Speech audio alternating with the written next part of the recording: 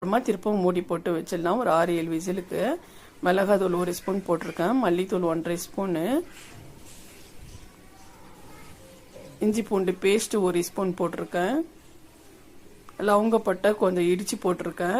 3 லவங்கமும் 2 பட்டையும் சின்ன சர்க்கரை பட்டையும் 2 இடித்து போட்டிருக்கேன். ஒரு தக்காளி 3 தக்காளி நாட்டு தக்காளி அதையும் போட்டு நல்லா கலந்து விட்டுருங்க.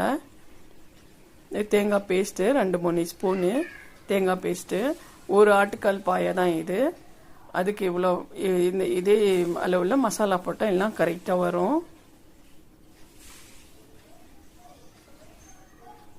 உங்களுக்கு தண்ணி எவ்வளோ வேணுமோ, ரொம்ப தண்ணியாக இருந்தால் நல்லா இருக்காது, கொஞ்சம் திக்காகவே இருந்தால் தான் நல்லாயிருக்கும். பாருங்கள்.